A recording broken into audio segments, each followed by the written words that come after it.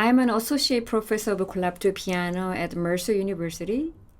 I teach solo piano and collaborative piano, chamber music, musicianship class for freshmen, and topics in music.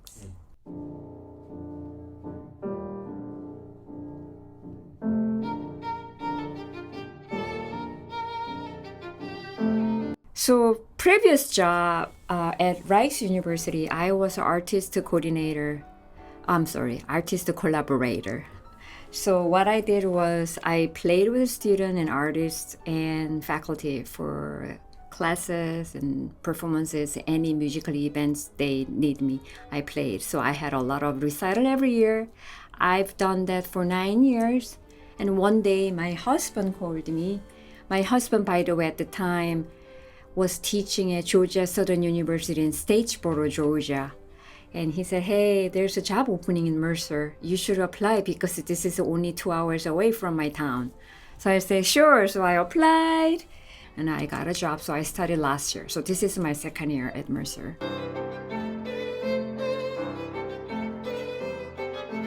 Yeah, I was born in Seoul, Korea. And I came to US to study and find my, how can I say? I wanted to just try in a new place and see if I had a potential to be successful as a musician. And then I came to New York. I started my master's in Mannes College of Music with a teacher came from Poland, so we didn't understand each other. He had a very heavy accent. I had a very heavy accent, so we both had a hard time understanding each other. So first semester, we just like a lot of like body language happened.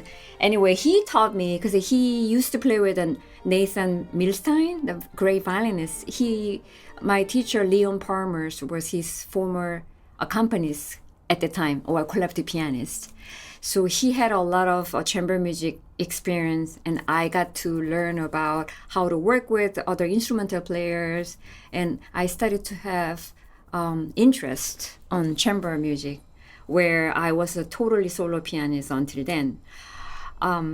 Then I had to make money. I taught a lot of piano students in a small music school in Queens, New York. They had a lot of children who played a violin or cello. They annually had a student recital. I happened to be pianist for those little kids. I enjoyed it very much. And then my boss at that time told me, hey, you have a really talent working with others. Maybe that might be your next career. So then I thought about it and I wanted to try. So I auditioned, just prepared by myself. And I wanted to just check if I get in or not. And luckily I got into Manhattan School of Music and I did my doctorate there. So I got my doctorate degree in New York. I worked there in New York area for 16 years. And then I got my first job at IU, Indiana University, as a visiting assistant professor of collaborative piano. So that's where my teaching career really started. And then after that, I went to Oberlin and then went to Rice. Then I came, so now I'm at Macon, Georgia. I love working with the students, working with other musicians, enjoy playing with somebody together on the stage much rather than playing by myself. That's why I am collaborative pianist. Yeah.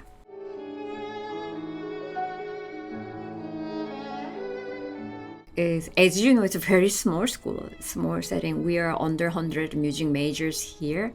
So once you get into the door of the building, you meet everybody. I basically know almost everybody's name at this point, which is rare for the music school or any school.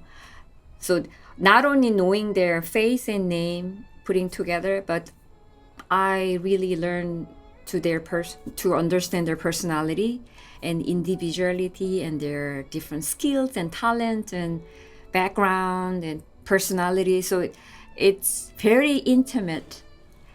And because it's small and we have a big number of faculty, its ratio is great. Compared to the number of students, there are many full-time faculty here available to help and guide the student. So anything student once we could make it happen, I think, in my book. Because everybody's different. I don't want to make everybody same way and one type of music student. If you want something, just tell us. We'll make it happen. And they are very flexible and open-minded. Yeah, I think that's the best part of the Townsend School of Music for me.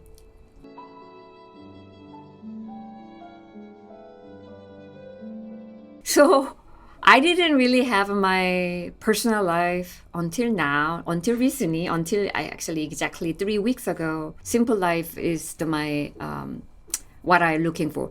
But then I don't know, somehow I got into this doggy and having my own dog and I don't know, some intimate relationship with the animal.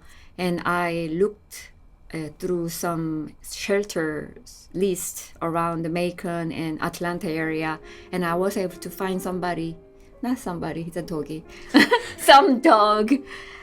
When I saw his picture, his eyes just was telling me, I need you. So I adopted him 3 weeks ago, but he's been giving me a lot, even though he doesn't do anything. Just knowing him at home, I have a reason to go home soon and watch out.